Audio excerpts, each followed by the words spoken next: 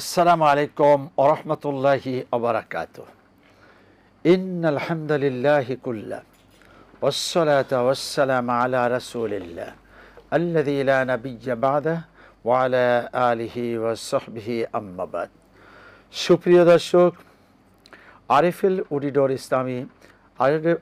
উডিডর presence ইসলামী সওয়াল ও জবাব powered by Islami bank Bangladesh PLC অনুষ্ঠান থেকে সকলকে জানাচ্ছি আন্তরিক মোবারকবাদ।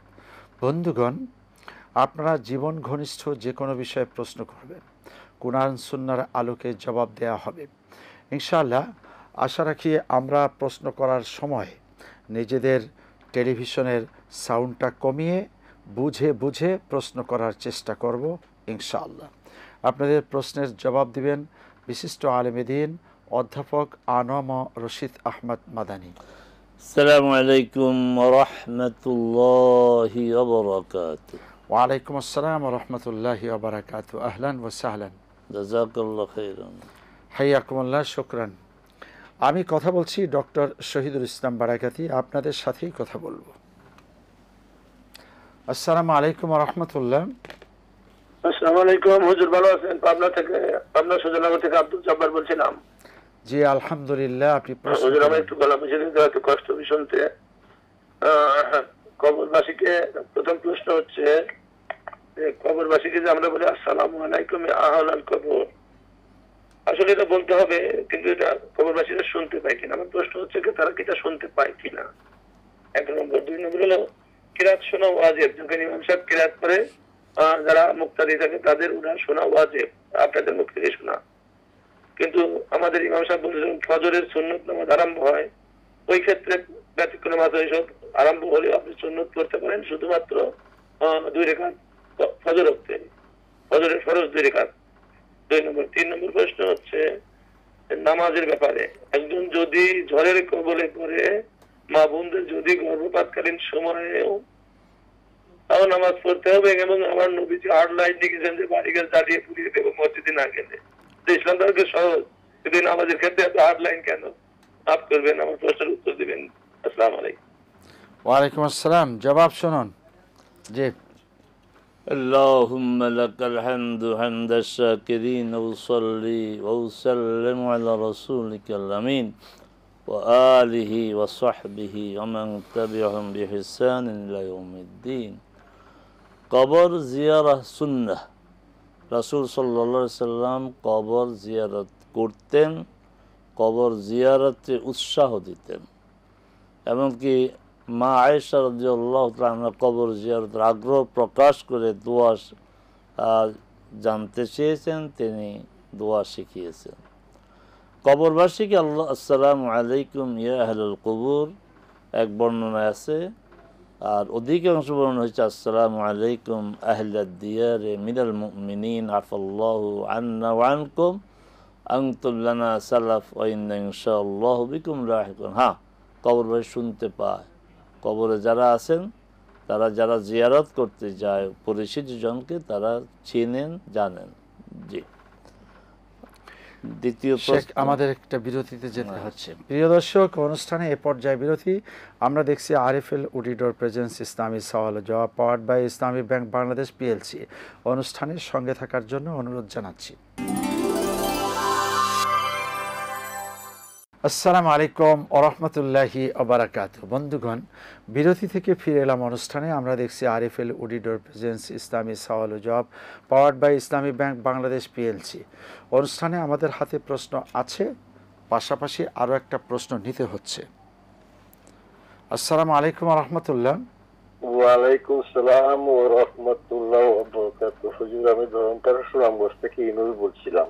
জি হুজুর, আমার 3টে প্রশ্ন। প্রথম প্রশ্নটা হলো, হুজুর, আমরা প্রত্যেক সালাতের পর আয়াতুল কুরসি পাঠ করি এবং 33 বার সুবহানাল্লাহ, 33 বার আলহামদুলিল্লাহ এবং 34 বার আল্লাহু আকবার ও একবার লা ইলাহা ইল্লাল্লাহু ওয়াহদাহু লা শারীকা লাহু বলে বলি। প্রশ্ন হলো যে এই দুইয়ের মধ্যে কোনটা অধিক মর্যাদাপূর্ণ? আচ্ছা আচ্ছা। 2 নম্বর প্রশ্ন হলো, হুজুর, আস্তাগফিরুল্লাহ ও দুরূদ শরীফ পাঠ করা, এই দুইয়ের মধ্যে কোনটা অধিকতর উত্তম? আর 3 নম্বর প্রশ্ন হলো, হুজুর, আমরা সাধারণ মানুষ সবসময় তো আপনার ওযু থাকে না, প্রশ্ন হলো যে গানের মানে যে অবস্থায় আমরা থাকি সেই অবস্থায় আস্তাগফিরুল্লাহ এবং দুরূদ শরীফ পাঠ করা যাবে কিনা? ঠিক আছে ইউনুস ভাই, আপনার 3টি প্রশ্ন রিসিভ করা হয়েছে, জবাব আসবে পর্যায়ক্রমে। আগে অন্যান্য জবাবগুলো শুনে নিন। জি, বিরতির আগে যে ভাই প্রশ্ন করেছিলেন যে কেরাত শোনা ওয়াজিব, মানে যেই সলাতে ইমাম উচ্চস্বরে পড়ে ফজর, মাগরিব, এশা, হ্যাঁ মুক্তাদি কেরাত শুনবে ওয়াজিব। তো এই যে ব্যতিক্রম বললেন ইমাম সাহেব ফজর, কিসের ভিত্তিতে বললেন? না, কোনো ব্যতিক্রম নাই, বরং মসজিদে যখন যাবে একামত হয়ে যাবে তিনি কোনো সলাত আর পড়বেন না, স্পষ্ট নিষেধ। রাসূল সাল্লাল্লাহু আলাইহি ওয়াসাল্লাম বলছেন ইদা উকিমাতিস সালাতু ফালা সালাতা ইল্লাল্লাতী উকিমাত লাহা, যখন সলাতের একামত হয়ে যাবে ওই নামাজ ছাড়া, মানে যে নামাজের জন্য একামত দেওয়া হয়েছে এই নামাজ ছাড়া আর কোনো নামাজ পড়া যাবে না। রাসূল সাল্লাল্লাহু আলাইহি ওয়াসাল্লাম সুস্পষ্ট উচ্চারণ। তার বিপরীতে আমরা কথা বলি কোন সাহসে? এবং রাসূল সাল্লাল্লাহু আলাইহি সাল্লাম একাধিক সাহাবীকে তিনি নিষেধ করেছেন। আব্দুল্লাহ ইবনে আব্বাস রাদিয়াল্লাহু তাআলা সালাত আদায় করতেছেন ফজরের, তিনি নিজে গিয়ে তার হাতটা ছুটিয়ে দিয়েছেন, টের পেয়েছেন একজন সালাত আদায় করেছে, তারপরে সালাম ফিরিয়ে বলছেন আতুসাল্লি আস-সুবহা আরবাআন, তুমি কি ফজরের নামাজকে 4 রাকাত বানিয়ে দিলা? 4 রাকাত বানিয়ে ফরজ 4 রাকাত। অতএব একাধিক নির্ভরযোগ্য হাদিস দ্বারা প্রমাণিত যে অন্য সলাতের যে অবস্থা ফজরের তাই অবস্থা একামত হয়ে যাওয়ার পর, সলাত দাঁড়িয়ে যাওয়ার পর সুন্নত পড়া যাবে না, পড়া যাবে না, পড়া যাবে না। পড়া হচ্ছে রাসূল সাল্লাল্লাহু আলাইহি ওয়াসাল্লামের সুন্নাহ পরিপন্থী কাজ করা। আরেকটি প্রশ্ন তার ছিল যে রাসূল সাল্লাল্লাহু আলাইহি ওয়াসাল্লাম সলাতের উপরে হাঁটলেন না কেন? যে জ্বর হচ্ছে, তারপরে প্রসবকালীন, হ্যাঁ সলাতের হাঁটলাইনে তো যেতেই হবে, কারণ সলাত হচ্ছে ঈমান এবং কুফরের মধ্যে পার্থক্য নির্ণয়কারী ইবাদত। একজন লোক ঈমান আনছে, তো ঈমান যে আনলো, ঈমানের বিপরীত কি? কুফরি। তো ঈমান যে আনলো তার প্রমাণ কি? তার সলাত আদায় করতে হবে। এবং রাসূল সাল্লাল্লাহু আলাইহি ওয়াসাল্লাম বলেছেন মান তারাকা সালাতা মুতাআম্মিদান ফাকাদ কাফার, যে ইচ্ছা করে সলাত বাদ দিল, ছেড়ে দিল, সে কুফরি করলো। মান তারাকা সালাতা মুতাআম্মিদান ফাকাদ বারিয়াত মিনহু যিম্মাতুল্লাহি ওয়া যিম্মাতু রাসূলিহি, যে ইচ্ছা করে সলাত আদায় করলো না, ছেড়ে দিল, আল্লাহ এবং আল্লাহ রসুলের দায়িত্ব থেকে সে বেরিয়ে গেল। হ্যাঁ, অতএব রসুল হাটলাইনে গিয়েছেন। ঝড়ের মধ্যে আপনার জমাতে যেতে হবে, এটা কে বলেছে? ঝড়, বৃষ্টি, পথঘাটের আপনার নিরাপত্তাহীনতা, কাদা, রাসূল সাল্লাল্লাহু আলাইহি ওয়াসাল্লাম তো এইসব অবস্থায় ঘরেই সলাত আদায় করতে বলেছেন, ঝড় অবস্থা তো মসজিদে বলেন নেই। এই জায়গায় উনি জানতে চেয়েছেন যে ঝড়ের মধ্যে কোনো একটা মায়ের প্রসব বেদনা হয়েছে এবং বাচ্চা প্রসব হবে, তখনও নামাজ পড়তে হবে, এত হার্ডলাইন কেন? হ্যাঁ, অবশ্যই পড়তে হবে, এটা হার্ডলাইন না তো। অবস্থা যত কঠিন হবে সলাৎ তত সহজ হবে। কীভাবে? আপনি দাঁড়াইতে পারেন না, তো সলাৎ বসে পড়বেন, এটা বেশি আরামদায়ক। আপনি বসেও পারেন না, শুয়ে পড়বেন। আপনি রুকু সিজদা ঠিক মতো দিতে পারেন না, ইশারা পড়বেন। তো অবস্থা যত কঠিন হবে, ওই মায়ের জন্য যিনি প্রসব করছেন তখন তার জন্য সলাৎ তার মতো করেই তিনি ইশারায় রুকু সিজদা দিবেন, তার দাঁড়াইতে হবে না, কিন্তু সলাৎ বাদ দেওয়া যাবে না। শুকরান। প্রিয় দর্শক, অনুষ্ঠানে এই পর্যায়ে আরও একটি বিরতি। আমরা দেখছি আরএফএল অডিটর প্রেজেন্স ইসলামী সওয়াল ও জবাব, powered by Islami bank Bangladesh PLC. অনুষ্ঠানের সঙ্গে থাকার জন্য অনুরোধ জানাচ্ছি। আসসালামু আলাইকুম ওয়া রাহমাতুল্লাহি ওয়া বারাকাতুহু। বন্ধুগণ, বিরতি থেকে ফিরে এলাম অনুষ্ঠানে। আমরা দেখছি আরএফএল অডিটর প্রেজেন্স ইসলামী সওয়াল ও জবাব, powered by Islami bank Bangladesh PLC. আমাদের কাছে প্রশ্ন আছে, আরও একটা প্রশ্ন নিতে হচ্ছে। আসসালামু আলাইকুম ওয়া রাহমাতুল্লাহ। ওয়া আলাইকুম আসসালাম ওয়া রাহমাতুল্লাহ। আসসালামু আলাইকুম। ওয়া আলাইকুম আসসালাম ওয়া রাহমাতুল্লাহ। জি, প্রশ্ন করব? প্রশ্ন করবেন। জি, প্রশ্ন করুন। প্রশ্ন করব। হ্যাঁ, এই পাকা বাথরুমে পাকা বাথরুমে উলঙ্গ হয়ে গোসল করা যাবে কিনা? হ্যাঁ, এর জবাব যথেষ্ট গোসল দেওয়া করা হয়েছে। যাবে কিনা? আর কোনো প্রশ্ন আছে? না, এইটুকু জানতে চাই। আচ্ছা, ঠিক আছে।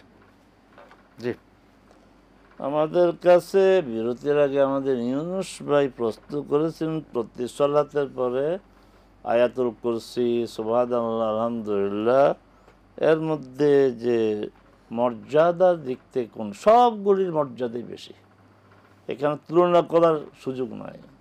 তবে অবশ্যই যেহেতু আয়াতুল কুরসি আল্লাহর কোরআনের একটি আয়াত, এটার মর্যাদা তো বেশি হবেই।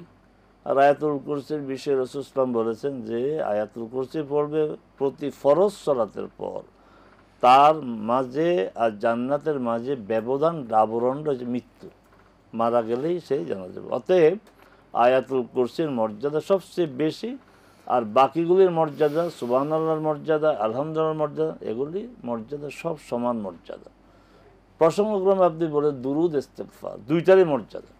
ইস্তেগফারের সময় ইস্তেগফার পড়বেন, যেমন সালাম ফিরিয়েই ইস্তেগফার 3 বার, এখানে ইস্তেগফারের মর্যাদা বেশি। তারপরে তাশাহুদে আমরা তাশাহুদ শেষ করেই আমরা দুরুদ পড়ি, এখানে দুরুদের মর্যাদা বেশি। আজান শোনার পরে দোয়া শুরু করতে হবে দুরুদ দিয়ে, সেখানে দুরুদের মর্যাদা বেশি। এটা হচ্ছে অবস্থার পরিপ্রেক্ষিতে, রাসূল সাল্লাল্লাহু আলাইহি ওয়াসাল্লামের নির্দেশনার পরিপ্রেক্ষিতে যেখানে দুরুদের কথা বলা হয়েছে সেখানে দুরুদের গুরুত্ব বেশি, যেখানে ইস্তেগফারের কথা বলা হয়েছে সেখানে ইস্তেগফারের গুরুত্ব মর্যাদা বেশি। আর না, ওযু করার প্রয়োজন নেই। আপনার জিকির, ইস্তেগফার, কোরআন তেলাওয়াত না দেখে এগুলিতে ওযু করার কোনো প্রয়োজন নেই। জি হ্যাঁ, আমাদের যে ভাই প্রশ্ন করলেন, পাকা বাথরুম, কাঁচা বাথরুম, যে কোনো বাথরুম, আপনি যদি প্রটেক্টেড হন, যে আপনাকে কেউ দেখছে না, চারদিকে পর্দার এই ব্যবস্থা আছে, প্রাচীর আছে, তাহলে আপনি কাপড় ছেড়ে গোসল করতে পারবেন, কোনো সমস্যা নেই। মহিলারা কবর জিয়ারাত কতটুকু ঠিক বা বেঠিক? এটা একটা মানে বড় আলোচনা, আজকের সংক্ষিপ্ত আলোচনায় আমরা এটা পুরাটা বলতে পারবো না। তবে দুটি মত আছে, একটি মত হচ্ছে পুরুষের মতেই তারা কবর জিয়ারত করতে পারবে, আরেকটি মত হচ্ছে মহিলারা কবর জিয়ারত করতে পারবে না। যারা বলে পারবে না তাদের কথা দলিলের দিক থেকে দুর্বল, আর যারা বলছে পারবে তাদের এই পারবে এর পক্ষে অনেকগুলি সহিহ হাদিস আপনার দলিল রয়েছে। আমরা পরে কোনো এক সময় এই বিষয়ে বিস্তারিত কথা বলতে পারবো ইনশাআল্লাহ। শুকরান, জাযাকুমুল্লাহ, হায়াকুমুল্লাহ। প্রিয় দর্শক, আজ সময় না থাকার কারণে এখান থেকেই বিদায় নিতে হচ্ছে। আল্লাহ রাব্বুল আলামিন আমাদেরকে আমল করার তৌফিক এনায়েত করুন। প্রতিদিন ইনশাআল্লাহুল আজিজ আপনারা আমাদের সাথে থাকবেন। আসসালামু আলাইকুম ওয়া রাহমাতুল্লাহি ওয়া বারাকাতুহু।